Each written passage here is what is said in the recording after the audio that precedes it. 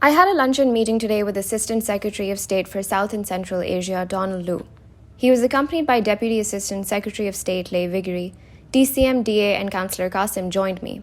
At the outset, Don referred to Pakistan's position on the Ukraine crisis and said that people here and in Europe are quite concerned about why Pakistan is taking such an aggressively neutral position on Ukraine, if such a position is even possible.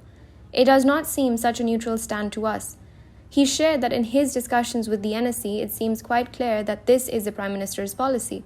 He continued that he was of the view that this was tied to the current political dramas in Islamabad that he, the Prime Minister, needs and is trying to show a public face. I replied that this was not a correct reading of the situation, as Pakistan's position on Ukraine was a result of intense interagency consultations. Pakistan had never resorted to conducting diplomacy in public sphere. The Prime Minister's remarks during a political rally were in reaction to the public letter by European ambassadors in Islamabad, which was against diplomatic etiquette and any protocol. Any political leader, whether in Pakistan or the US, would be constrained to give a public reply in such a situation. I asked Don if the reason for a strong US reaction was Pakistan's abstention in the voting in the UNGA. He categorically replied in the negative and said that it was due to the Prime Minister's visit to Moscow. He said that, "I think if the no-confidence vote against the Prime Minister succeeds, all will be forgiven in Washington because the Russia visit is being looked at as a decision by the Prime Minister. Otherwise, I think it will be tough going ahead." He paused and then said, "I cannot tell how this will be seen by Europe, but I suspect their reaction will be similar." He then said that, "Honestly, I think isolation of the Prime Minister will become very strong from Europe and the United States." Don further commented that it seemed that the Prime Minister's visit to Moscow was planned during the Beijing Olympics and there was an attempt by the Prime Minister to meet Putin, which was not successful, and then this idea was hatched that he would go to Moscow. I told Don that this was a complete misinformed and wrong perception. The visit to Moscow had been in the works for at least few years and was a result of a deliberative institutional process. I stressed that when the Prime Minister was flying to Moscow, Russian invasion of Ukraine had not started and there was still hope for a peaceful resolution. I also pointed out that leaders of European countries were also traveling to Moscow around the same time. Don interjected that those visits were specifically for seeking resolution of the Ukraine standoff, while the Prime Minister's visit was for bilateral economic reasons. I drew his attention to the fact that Prime Minister clearly regretted the situation while being in Moscow and had hoped for the diplomacy to work. The Prime Minister's visit, I stressed, was purely in the bilateral context and should not be seen either as condemnation or endorsement of Russia's action against Ukraine. I said that our position is dictated by our desire to keep the channels of communication with all sides open. Our subsequent statements at the UN and by our spokesperson spelled that out clearly, while reaffirming our commitment to the principle of UN Charter, non-use or threat of use of force, sovereignty and territorial integrity of states, and pacific settlement of disputes. I also told Don that Pakistan was worried of how the Ukraine crisis would play out in the context of Afghanistan. We had paid a very high price due to the long-term impact of this conflict. Our priority was to have peace and stability in Afghanistan, for which it was imperative to have cooperation and coordination with all major powers, including Russia. From this perspective as well, keeping the channels of communication open was essential. This factor was dictating our position on the Ukraine crisis. On my reference to the upcoming extended Troika meeting in Beijing, Don replied that there were still ongoing discussions in Washington on whether the US should attend the extended Troika meeting or the upcoming Antalya meeting on Afghanistan with Russian representatives in attendance, as the US focus right now was to discuss only Ukraine with Russia.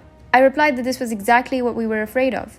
We did not want the Ukraine crisis to divert focus away from Afghanistan. Don did not comment. I told Don that just like him, I would also convey our perspective in a forthright manner. I said that over the past 1 year, we had been consistently sensing reluctance on the part of the US leadership to engage with our leadership.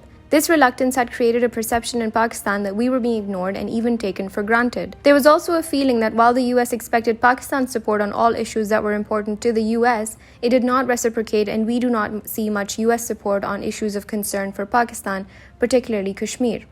I said that it was extremely important to have functioning channels of communication at the highest level to remove such perception. I also said that we were surprised that if our position on the Ukraine crisis was so important for the US, why the US had not engaged with us at the top leadership level prior to the Moscow visit and even when the UN was scheduled to vote.